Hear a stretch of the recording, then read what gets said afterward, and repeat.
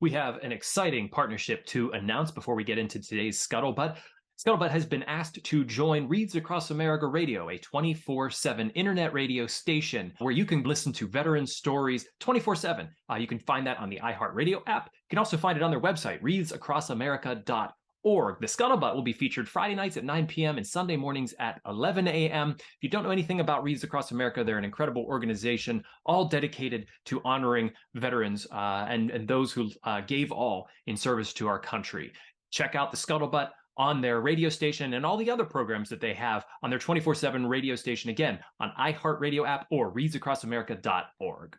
Welcome, everyone, to another episode of The Scuttlebutt. I'm your host, Sean Hall, Director of Programming with the Veterans Breakfast Club. We're a nonprofit in Western PA whose mission is to create communities of listening around veterans and their stories to connect, educate, heal, and inspire. You can find out everything there is to know about the VBC on our website, www.veteransbreakfastclub.org. You can hear from my voice, I'm dealing with a bit of a head cold. That does extend into the actual episode today. I feel bad for Emily. She had to deal with my sort of nasal voice. But I'll play with the hand that I'm dealt here. Our guest will be Emily Bleeker, the author of When We Were Enemies. Emily is the best-selling author of 6 other novels. Combined, her books have reached a total of 2 million readers. She is a 2-time Whitney Award finalist, as well as being on the Amazon charts and Wall Street Journal bestseller lists.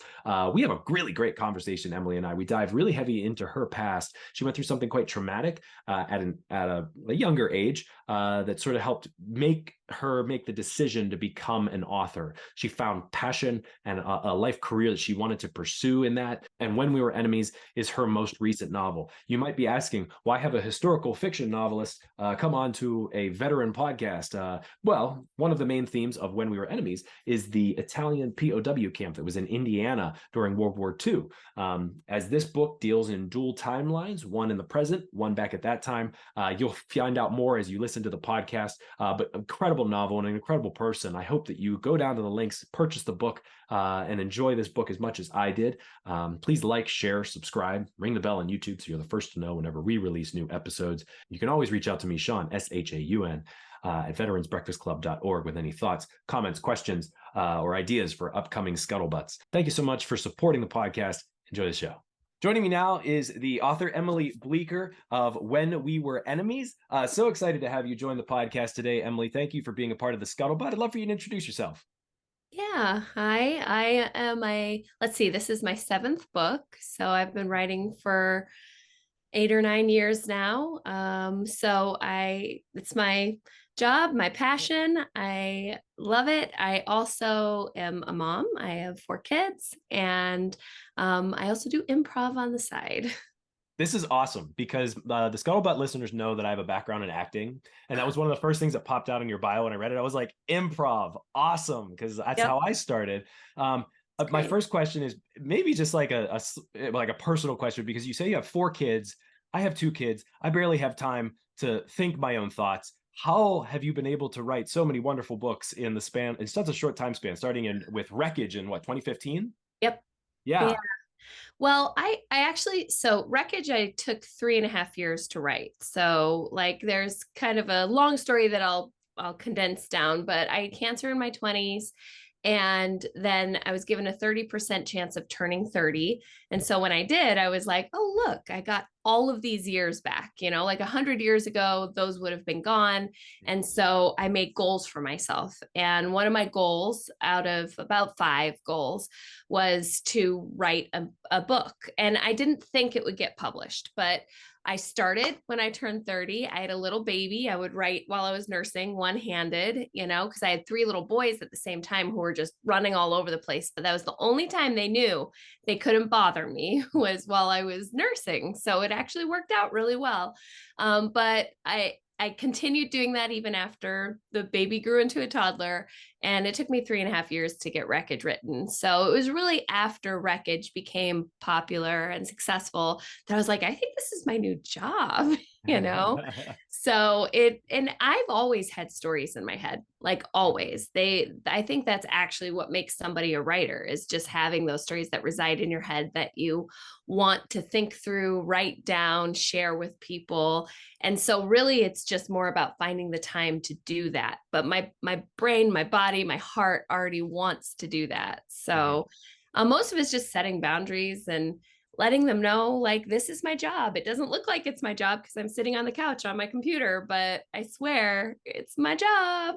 And you have to practice it. You can't just, I'll write on Monday sometime, but it's like a daily thing, right?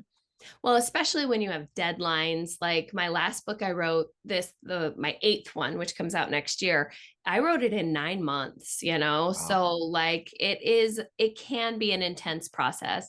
And that one it spans 6 decades. So it's not just the writing, it's the research, then Yeah. there's editing. And so and then you have all of your other books that you're still promoting, you're still just trying to stay active online. It is a delicate balance. You've got a lot going on there.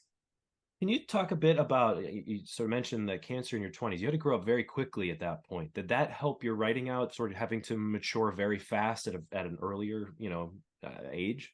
Yeah, I didn't think that it was something that was a positive, obviously, but I've come to find in my life that like some of the hardest things that I go through end up being those refining moments that have made me stronger and have made me focus in on what's more important in life, what I really, really want in life.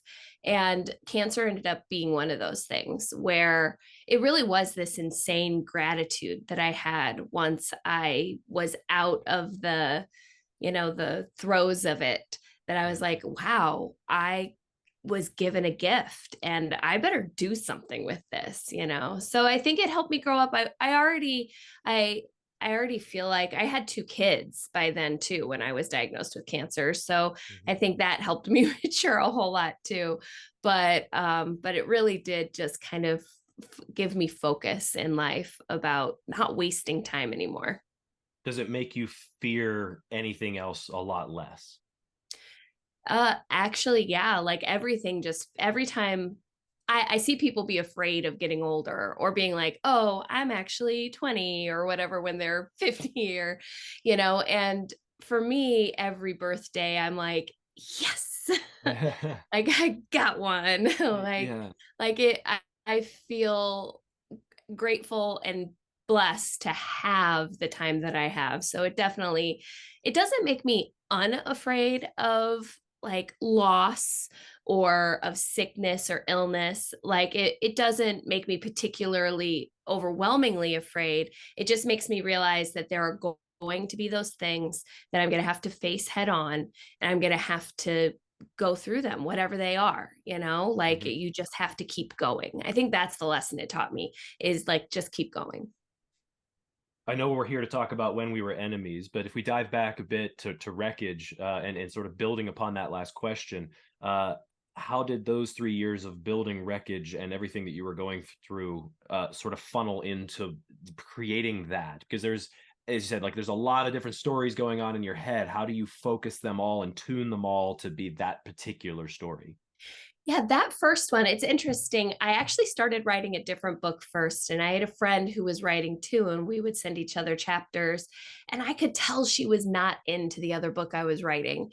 And then I had the idea for Wreckage, and I wrote the first chapter and I sent it to her, and she was like, write this book.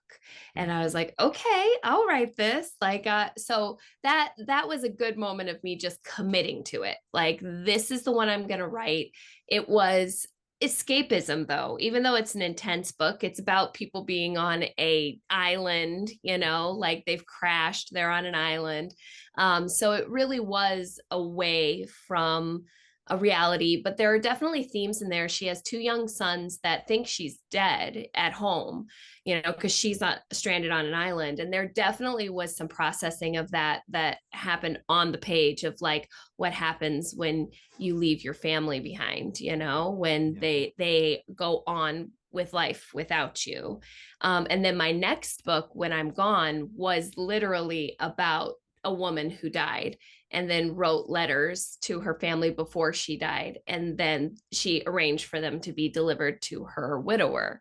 And it's funny, I after I had cancer for a while, I couldn't read or watch or talk about cancer very much. Like, it brought it all back up. Mhm. But then I wrote a book about it, and I was shocked that I decided to do that, but it ended up being a really good tool of of processing it even more, even though I didn't intend to, Like and that's therapy. actually, I get contacted about that book constantly, even now, just about the themes of loss, of grief, all of those kinds of things. It's interesting with the Veterans Breakfast Club. We talk a lot about how the veterans, if they come home, not only just sharing their stories, but writing their stories down. And many of them have gone on to write books, not necessarily looking for sales, but just that sort of personal, I need to get this story out and on the page. Is that sort of how you feel about that second novel? Is just like being able to pour out a bit of your soul into that? Yeah, it is this processing, and I've kind of gotten into like reading a lot of books about how our brains work. And I just read, like 2 years ago, I read Body Keeps the Score. And it was so incredibly enlightening to me. I'm like, now I understand why I was at a place of fearfulness before I wrote it down and went through really to the very end of what could have happened to me, which was I would have been gone, Mhm. and played out that whole experience really viscerally, and then was able to see that everything would be okay on the other side, and Mhm. I understood after reading that book, that I'm like, oh my gosh, I just 100% took this traumatic event, put it on paper, processed it, and got to the other side of it. And that's why I'm able to talk about it now, Yeah. but I had no idea that's what I was doing at the time. But it really did work. And it really helped me a lot. I've talked about this sort of idea multiple times throughout the course of the Scuttlebutt, is the idea of creating a piece of art that you pour your soul into and you really kind of bear that. And that can be frightening. That can be, empowering. That can be, you can feel like, no, I don't want that. That's mine. That's me. I want to hold that inside.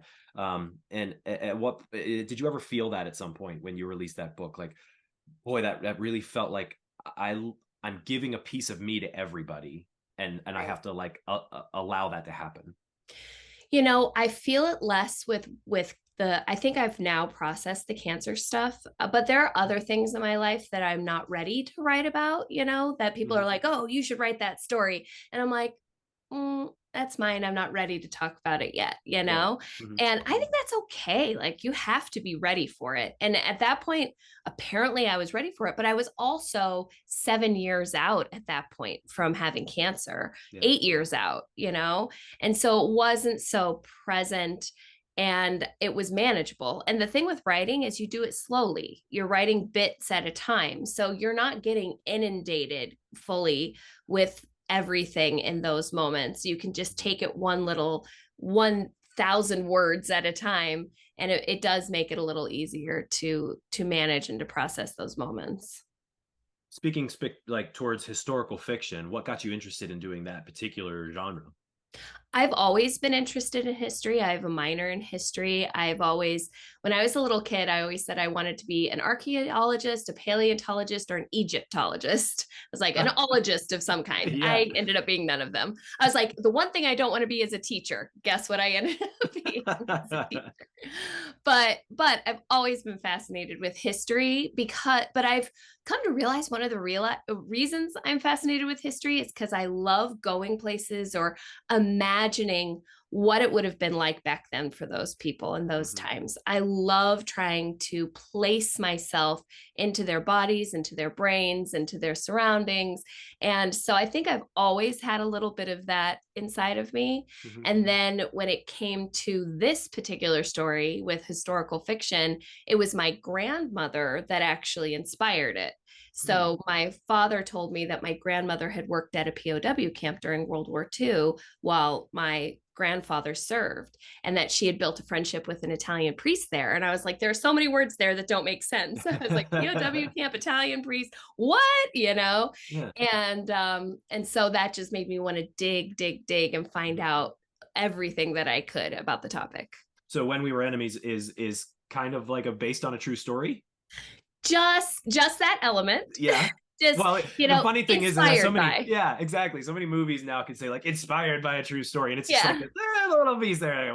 We could say it. Yeah, just a little tiny bit. So, Right. but it was definitely inspired. That was the spark that kind of nestled in my brain that I always thought about. And I wasn't a writer yet when I heard that story. Hmm. I was just an imaginer. I don't think that's a word, That's but perfect for me. Yeah. yeah. So it just got my brain into a place of like, I want to tell that story. I want to learn more. One of the things about history is I get really curious and I just want to know more. And so I think that was probably really part of the drive too, is I'm like, question mark, question mark, question mark. What happened here? What was probably the most interesting question that you had about that story that you had answered? Like as you started to research and dive into when we were, Yeah. let's pause and just Sure. give the overall of what when we were enemies is. So that Sure. because why don't we just dive into the story? Let's give it an overview of the story, and then we can dive into like middle pieces of it here. Yeah. So it's a dual timeline. Okay, And so it's a modern day timeline and a timeline from 1943. great. So the modern day timeline is so actually it's hard to I am so bad at this actually. So in 1943 is Vivian Santini, and she ends up becoming this ultra famous star named Vivian Snow. And she has generations of fame that come after her, like her daughter, her grandsons, but her granddaughter is the one in present day that we focus on. And she does not like being in the spotlight. She's about to get married, and her family's trying to convince her to do a documentary in the town where her grandmother grew up, which is Edinburgh, Indiana. And so then the back in time is Vivian Santini before she's famous. So she's an Italian, well, her parents are Italian immigrants, and she is now being hired to work at the fairly new Camp Atterbury POW camp. And at that time, it's only Italian prisoners. The German prisoners haven't started coming in yet. And so she ends up becoming an interpreter there at the POW camp for the Italian prisoners. And that was a real to life POW camp in Yes, Indiana. absolutely. It is a real POW camp in Indiana. I've been there. They have an amazing museum there. They still have, so one of the things that surprised me that I found out is that because these POW camps were really run strictly according to the Geneva Convention, that they were they were very willing to allow the prisoners there to practice their own religion. And so these Italians came in and they were very Catholic. The Germans didn't have very much religion in general when they came in, but the Catholics were like, we need a chapel. And so they petitioned at Camp Atterbury, this is a true story, to build a chapel called the Chapel in the Meadow. And so they had the chapel building committee that went and built this small chapel that was then a part of the POW camp that's still there now. So I was able to go and visit that. There was beautiful artwork done. And so all of these artisans from Italy then took part in this project of masonry and in painting and all of those things. So that was really interesting for me. I was going to say, so going back to my previous question, the idea of what questions you have that you find the most surprising answer to as you sort of dove into that, because not many people, I didn't know that there was a POW camp for Italians in Indiana. What did you kind of dig up and find out that was surprising to you? Well, there were hundreds all over the US. Yeah. And there were, I'm trying to remember the number. It's like 500,000 POWs were held in the United States at that time. And so my grandmother actually worked at a POW camp in Mississippi. I did not end up using that as the setting because it's not there anymore. There wasn't as much established information. And also the book I wrote previous to this one was in Mississippi. So I was like, let's jump outside of Mississippi. But that's when I started looking and being like, what do I want to write about? I didn't have the full story yet. So when I found out about this chapel in the meadow, it really kind of got my gears going a little bit more. But the POW camps, I didn't know those existed. I didn't know either. And I'm going to sound for someone who's like, I minored in history. I didn't fully understand that Italy switched sides in the fall of 1943 and they surrendered in October of 1943. And then they swore their allegiance to the other side, to the Allied side. Within that same timeline. Mhm. And it was a huge shift in the war at that time that Italy was like, we're going to come to this side. Now, all of the men in that prison, they couldn't be sent home, but they were offered the opportunity to join the Italian service unit. And 90% of the Italian soldiers that were held in the US then signed on for the Italian service unit. And then they didn't serve by they didn't go overseas, but they built ships. They mostly worked in shipyards Mhm. and were all shipped to like Boston, New York, those areas. And then the prisoners of war who decided, no, I'm going to stick with being a fascist, they were sent to a POW camp in Texas where all of the most like intense, both German and Italian prisoners were held. Interesting. So we follow both of these. We follow Elise, Yes, she's modern day Elise. modern day. She's getting married. But I like what you said earlier also about sort of being able to place your mind into the era of where you're writing. So let's dive into Vivian, her grandmother, a bit. Sure. She's 19. She's working as a translator. She's doing the USO, hasn't yet become a star. There's very different rules for women in 1943. How did you sort of help to develop her and develop that world to be as truthful as you could make it? Yeah, a lot of research, like a lot of research, a lot of interviews, and really just also like my grandmother has passed, but she was a storyteller and she Mm. had told so many stories of her time. So I think that's really what it was. I did a lot of reading on, so Vivian was also part of the USO, and so reading those rules and regulations was absolutely fascinating for me as well, like understanding. So Vivian, my next book is the rest of her story, is Vivian's story. So Oh, I might excellent. kind of say some of the stuff that I learned from that too.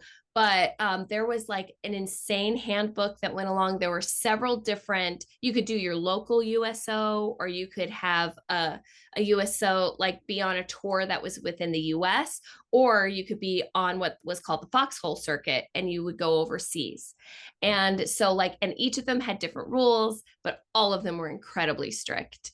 But I think the biggest thing that I had to get used to was the mindset of a woman in that time, but also who's raised by strict and religious parents, Mhm. like, and from a culture where they didn't speak English, her parents didn't speak English. My husband's parents are 100% Sicilian, and he had this experience of being first generation American and talking about how he, as a young kid, would have to help them like balance their checkbook, or would have to interpret for them. Yeah. And I think that was helpful to talk to him and talk to his family about that as well, what that experience is like. So there is a secret in the book that we don't want to do spoilers for, but this is what Elise has got. Elise has agreed to her family, say, yes, I'll do this documentary, get married with my husband, Hunter. He's a wealthy businessman in New York.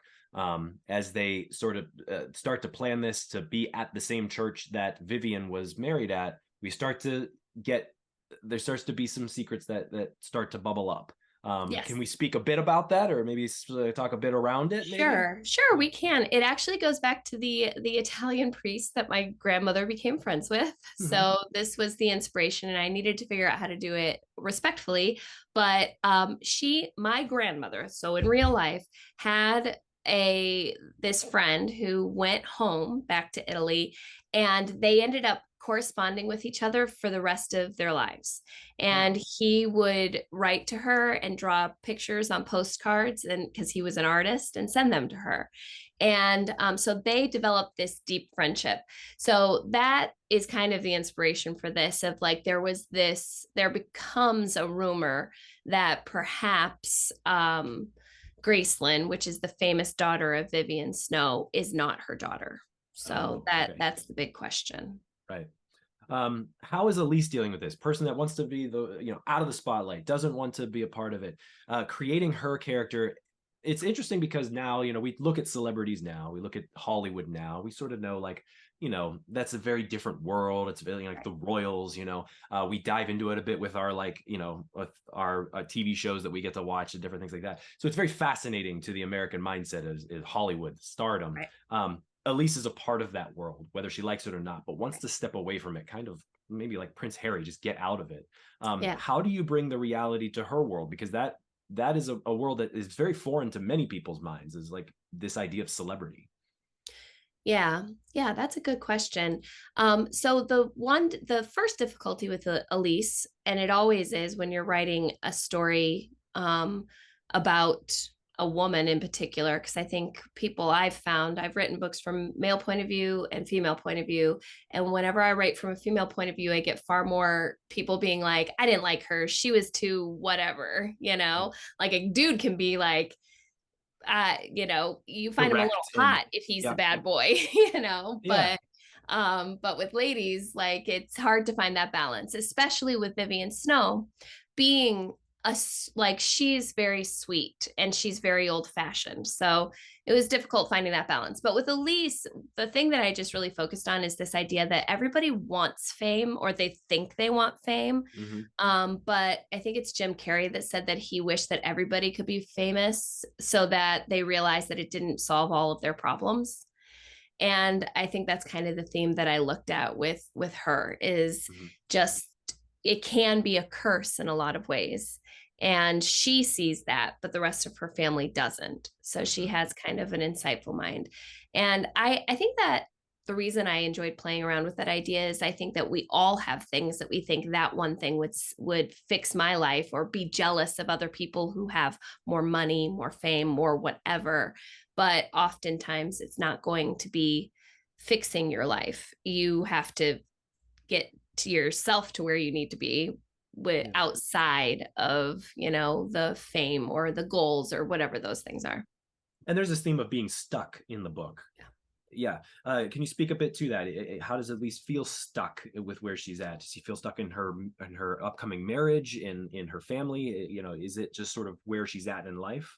She's imprisoned by her family's fame.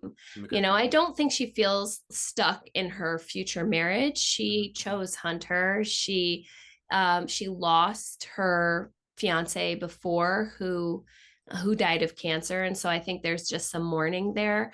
But she feels stuck because she can never fully get away from her name, from her parentage, because her father is also famous. Her Mm-hmm. siblings are famous. And so she's like, what do I do with this? Everybody looks at me as though, like, good for her, poor little rich girl, I think she says. Mm-hmm. But it's this, she's stuck by that. But Vivian feels stuck in 1943 by a lot, by her father's expectations. Her mother is mentally ill and is no longer in the home. She's in a sanatorium. So she's caring for her family now. She's caring for her younger sister. The expectations of her time, where she's expected to only want one thing, which is to get married and have a family. And so having ambitions outside of that is a lot to expect. She has religious expectations of being being perfect, or that's what she feels, at least. So she feels very stuck in her town, in her life, in her family, with expectations and all of those things. How as a writer do you there's a lot of characters, and you want to make each one of them feel human. You want them to have sort of realistic life goals, and that as you're reading them, and their drive, their motivations, all of these need to feel like they are built from somewhere. Yeah. How do you dive into that as a writer, and really, because even just listening to you speak about the characters, them back, forward, every which way, every motivation, everything they have, all comes and stems from something, and you really have to pour a lot into that. Yeah, and I think you'll understand this as an actor, Mm-hmm. because I often say that improv is writing on stage. That is your first draft. You're drafting up there. Yeah. But writing is also improvising on the page, except for you get to edit it. And so when you are truly getting into a character or into a scene, I think that the best actors are actually finding something within themselves that they can relate to, and then applying it to the character. You're sinking. It sounds weird, but it's like when I write, I try and sink into my characters so that I can actually write from their perspectives, understand their mindsets, and whether they are right or wrong in what they're doing, I have to understand why they think they're right or wrong in what they're doing, and that was huge for me because when I wrote Wreckage, I came from a very kind of cloistered religious upbringing. And I had to change my mindset to remember these individuals are not you. Like I had to give myself permission for them to make different choices than I would make in my life. And that was very freeing creatively once I was able to do that.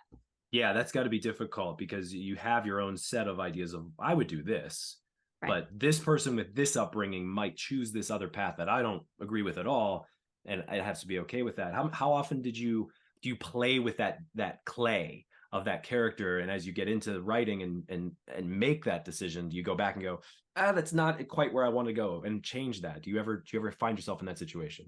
All the time. Yeah. All the time. So right now I write on, like, I will give them a pitch and then I'll give them a synopsis and I'll give the first 50 pages. But the synopsis is super detailed. It's like a 10-page synopsis. But, people are like, how do you write like that? Knowing every single step that's going to happen and still feel authentic. And it's because there's flexibility there. Like oftentimes I'll get to a point in the story and be like, oh, that's not what Vivian would do here. I planned this out wrong. What would she do? And it sounds a little out there, like, but you're making up people. So, but I also don't like manipulating them. I like really trying to think, what would they do next? And it changes all the time. And especially as you develop the character and get to know the character better, they become a little bit a part of you, Oh, absolutely. And that sort of leads me to this question of messing with readers' expectations, because, everybody famously, obviously now knows, like, Game of Thrones, we got to the final season, we loved it all the way up to that point, and then suddenly everything just went awry. And Right. Why? Because, like, a lot of the characters did something that we were like, wait a second, that doesn't make any sense based on what we built. But there is this idea of messing with some expectations of what the readers, how do you throw that curveball but still keep it truthful and authentic? Yeah. And I think, I have my opinions about Game of Thrones because I read the books up until, they no longer were, and it was just the show. And I just think, I truly believe that it went so far off the rails because they were no longer going by the slow pacing that Martin had set forth. If you've read those books, you learn about every type of boiled leather and every type of food they're eating is the slowest thing. And then you get to that final season and it just rushes through. But anyway, that's a whole different thing. Oh, wait, we could go on another whole podcast about it. I know. There have been many already. Yes, exactly. But I won't bore you with that. But I do know that it depends on the kind of writer you are, because you have to build trust with your readers, and you cannot change completely who your character is just to serve the plot. You can't do that. So if you're writing a plot that doesn't make sense with who your character is, then you're just being manipulative. And you're just doing it for shock factor, and readers feel that, and it doesn't feel authentic, and you're not going to gain a fan base doing that. So they might be like, oh, whoa, but I don't know that they'll trust you again to come back for your next book. You have to assume that readers are very smart and are empathetic to what's going on the page, and can sort of develop that feeling of, like, is this right? Is this, is this where right. I'm, yeah. Well, I'll just say one more thing about that. It reminds me of, what is it? Sixth Sense. At the end of it, you go, oh my gosh, sorry, spoiler, he's dead the whole time. You go, oh my gosh, he's dead the whole time. And then you go back and go, oh, that totally makes sense because of this, and this. It all makes sense that he's dead. You don't go back and say, it doesn't make sense that he's dead because of all these other things. So that's the thing. If you're going to have a big twist, you have to have everything else build up to it that you're like, oh, wow, that makes sense. If Emily Bleeker just ruined Sixth Sense for you, you can send hate mail to Sean@veteransbreakfastclub.org. When I was a child, so you all should have seen it. That is something interesting about having readers. So you've had, you have a series of books now. how do you sift through the noise of reviews and really stay true to yourself and your convictions as a writer? Once you start to even get a little sense of like what readers are saying about what you poured your heart and soul into. Yeah, that's a really good question. There are two sides to that. So there's one side that is um, all of the best writers that I know take feedback. They want to know what works and what doesn't work. But it's also how much feedback you let in and from what sources. Mm-hmm. And so that's the other side of it. So a lot of writers I know read no reviews outside of like trade reviews or things from like trusted other authors. I have been told that I'm a bit of a masochist because I like reading some reviews. I go to the reviews for the first month or so, and I've told myself, don't trust the 5 stars, don't trust the 1 stars. Look at those middle couple of stars, see what they all are saying, and that's where your growth lies. Mm. That's where you can figure out maybe if all of these people and those middle ones are saying similar things, that's something I need to work on as a writer. Mm-hmm. But I'm all about a growth mindset. I know I'm not perfect. I know I can get better. So I crave that. I want some at least. I'm not a glutton for punishment. So I do stop at some point, but that's really what I focus in on. If you were reflective on your writing and where you're at now, after writing several novels, what would you say is like the one thing that you're like, I really want to work on this on the next one? Well, constantly the thing that I'm working on is like honing my prose. Mm-hmm. So making it, I tend to be verbose. And so I'm trying to learn how to, and then I go through and edit it, and I have other people help me edit it. But that is definitely something that is a personal goal for myself. The goal that I had before these 2 books that I feel like I'm getting better at was dialogue. I really wanted to work on dialogue. I think improv has helped me a lot with dialogue, by the way. Mm-hmm. It has really helped me feel more natural on the page. So I definitely have writing goals constantly of what I'm working on personally, reading books about it, like reading other pieces, other authors, and being like, well, what works for them and how do I do that? I'm going to dive down a rabbit hole. Sure. When you are doing improv now, do you ever try to take on any of the characters you're currently writing and just see if you can like be them on stage and just develop them in the moment? That's an amazing idea. And no, I haven't, but maybe I should. That is a great idea. Nope, I've never done that. That Try is next time, throw Vivian on and just see what comes out. toss her out there. Yeah, Everyone in the scene's gonna be so confused. I'm exactly. gonna do it. So the next one's a sequel. Have you done sequels before? And if not, like, why decide to do a sequel for When We Were Enemies? Yeah. It's supposed to be a standalone that is a companion to When We Were Enemies. But it is the rest of Vivian's story because Vivian's story ends in When We Were Enemies right before she becomes famous. Mm-hmm. So I felt like I really wanted to tell the rest of her story. And in fact, I knew I needed to tell the rest of her story. So I was like, if my publisher doesn't want it, then I'll publish it myself because I knew that I knew there were going to be what happens next? What about Vivian's story? We want to hear more. And there already has been. So I'm really grateful that they were willing to let me go down that rabbit hole and to really figure out what happened in her life because I think she's an interesting and compelling character. And I've really enjoyed figuring out what happened throughout the rest of her life that my editor said to me that Gracelyn, which is Vivian's daughter, Elise's mom, she's kind of a narcissist, a very narcissistic woman. And she's like, I couldn't understand how kindness skipped a generation. And she's like, and then I read this new book that I wrote and I understood why she got to that place. And that was like really satisfying to me that it filled in some of those gaps. Do you find it easier, harder to write from a male point of view or a female point of view?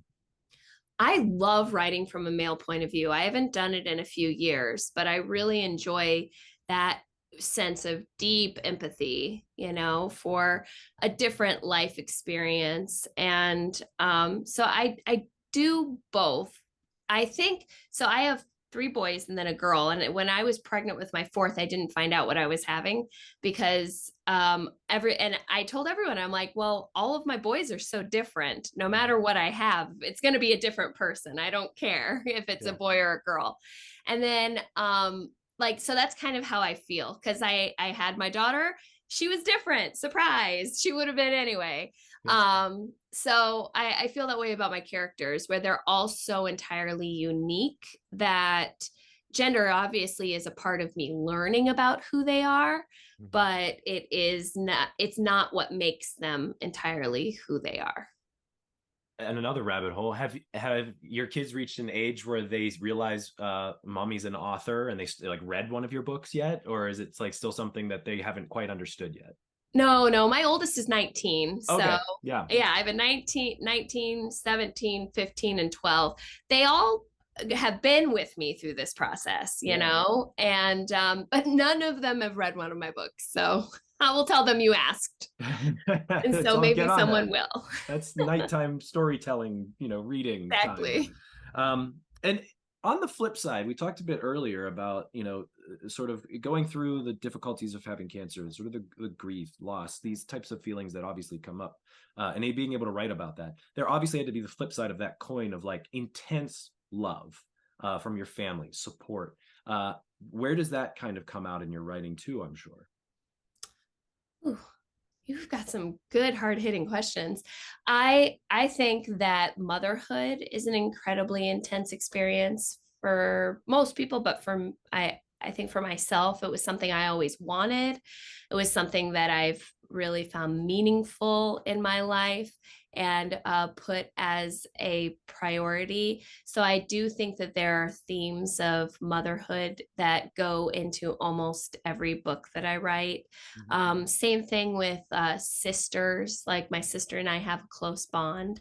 And so I think that those connections, but I also have a mother who is mentally ill, and I had to step up for during my life. And so like those feelings also come in there as well, the bittersweetness of it all. Right. So, and the interesting thing about love, if you don't mind me getting philosophical, please, I love that. Okay. So my first novel, this is a lot. My first novel came out when I was just about to go through a divorce, and it was not a great relationship. It had not been a very healthy relationship. I don't think I understood even what love was when I wrote Wreckage, but it's a love story. And so I wrote what I hoped love was.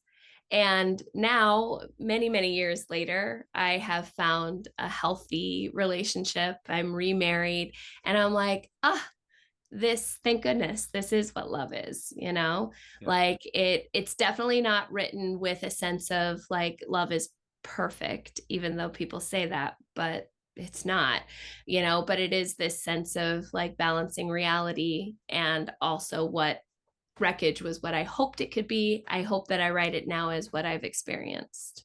Do you ever go back and reread certain passages or things that you wrote in the earlier books, Wreckage, and whatnot, to sort of see where you've developed those ideas about love or about faith or, different things? Yes.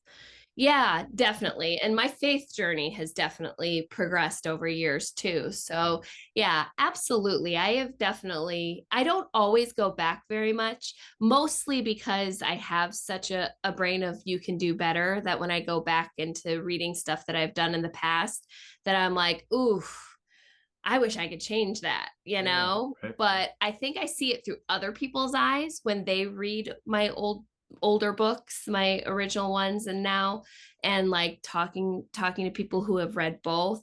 Like I think I see it more through that, like the evolution of those ideals and still the authenticity of those earlier ones. I am surprised going back to those, that I'm like, hey, I thought I was just making this up, but I think that it's somewhat accurate. Now, what do you hope? Obviously, I'm from a veterans organization. Yes. We have a mostly, male group here Yes. that will probably be listening in. What do you hope that they take away from When We Were Enemies? Should they be able to pick it up? Um, I think the thing that I love the most about When We Were Enemies is this idea of change. Mhm. It is called When We Were Enemies because of the Italian prisoners switching sides. It's just the summer that Vivian and Trombello, which is the male lead in that pastime, were enemies. Mhm. And then they become allies and they become lifelong friends. And I love that idea that we can change, we can evolve, and that we can come closer to one another if both sides are willing to see things differently. So I think that was the most touching part of the research that I did for this book, Mhm. was seeing the change that happened, when people were able to open their hearts and minds, on both sides. Excellent. Okay, so you have 4 kids. You can't pick a favorite. How do you pick your favorite book that you've written? Well, I get asked this a lot. I won't pick a favorite kid, but I will pick a favorite book. Oh, don't tell the I will. book. I'll cover their ears and I'll say it. I think I Wreckage will always be my favorite because it was my first, and I spent 3.5 years with it. I dreamt about it. I tenderly raised it, and so I think it'll always have a special place in my heart. And I really do also love When We Were Enemies. I would say that's my second favorite. The Hmm. love story in it just really touches me. The whole, and that it has to do with my grandma, who I found out after she passed away had tried to be a writer. I found a whole bunch Oh, of like rejected stories that she had sent into magazines and stuff with rejection slips. So I'm like, oh my gosh, now I get wow. to do it. Yeah, yeah, picking up that torch and carrying it. Yeah. That's beautiful. Where can people pick up When We Were Enemies? When We Were Enemies, you can find it. It's anywhere online. So Barnes and Noble, Amazon, Target, um, anywhere you get your books. Excellent. Well, hopefully our listeners will find this. We'll put links right down there in the description. Please click on. I'll put your website. You also have a blog. Is there anything else on your website that you'd like to promote? Nope, I have emilybleeker.com, which has lots of links for you. If you're into social media, come visit me. I sometimes post silly things. I'm guessing if you're on TikTok, a lot of cat videos. So this much writing, this much cat. So just be warned. Well, the internet is for cats, and you did say in your bio that you have a kitten muse, Hazel. Is it still Yeah, kitten or is it cat muse? she's always a kitten to me. Always. Always. Yeah. That's wonderful. Emily, I want to thank you so much for spending this time Yes. with me and for your truth and for dealing with my fun nasally voice that I got to put on Thing. for today. It's not an accent. I didn't learn how to do this. But it's beautiful. This book, When We Were Enemies, is beautiful. I hope our listeners will pick it up. I wish you nothing but the best and look forward to the companion piece coming up next year. Next year. Excellent. My best to you. And I'd love to give you the final word here. Well, I just thank you so much for having me on. This was a delightful chat. You got my brain going. Excellent. Thank you.